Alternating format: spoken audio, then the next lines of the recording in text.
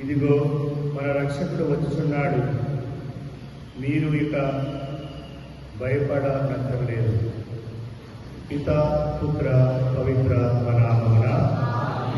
ప్రియమైనటువంటి సహోదరి సహోదరులారా, గడిచిన రాత్రంతా మనల్ని సురక్షితంగా కాచి కాపాడినటువంటి దేవునికి కృతజ్ఞత తెలుపుతున్నాం. ఈరోజు మనం తలపెట్టే ప్రతి ఒక్క విషయంలో, ప్రతి ఒక్క పనిలో, ప్రతి ఒక్క ఆలోచనలో, ప్రతి ఒక్క నిర్ణయంలో దేవుని యొక్క కృప ఏరాళముగా మనపై వివరించబడాలని ఈ దివ్య బలి పూజలో ప్రార్థన చేద్దాం. ఆగమన కాలం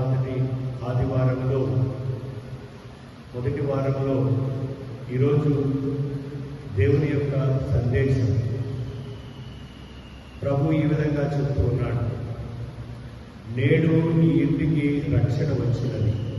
ఏలైనా ఇతడును అబ్రహాము కుమారుడే, మనిషి కుమారుడు తప్పిపోయిన దాన్ని వెదకి రక్షించుటకు వచ్చి ఉన్నాడు అని ప్రభు చెప్తూ ఉన్నాడు.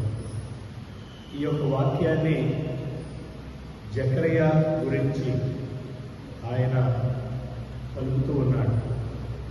ఎప్పుడైతే పొట్టి జకరియా ప్రభుని దర్శించాలి, ప్రభుని కాంచాలి, ప్రభుని ముఖాముఖిగా చూడాలి అనే ఆశతో, కోరికతో పొట్టివాడైనటువంటి ఈ వ్యక్తి జకరియా మేడి చెట్టు ఎక్కాడు.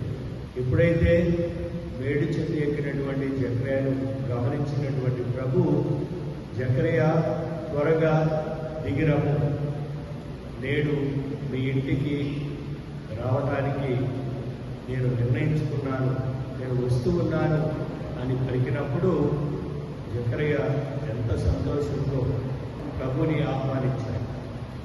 ప్రియమైనటువంటి సహోదరులారా, ఈ ఆగమన కాలంలో ప్రభు మనందరినీ కోరేది, ఆశపడేది, ఆయన మన ఇంటికి, మన హృదయంలోనికి, మన సంఘంలోనికి రావటానికి ఆయన నిర్ణయించుకున్నాడు.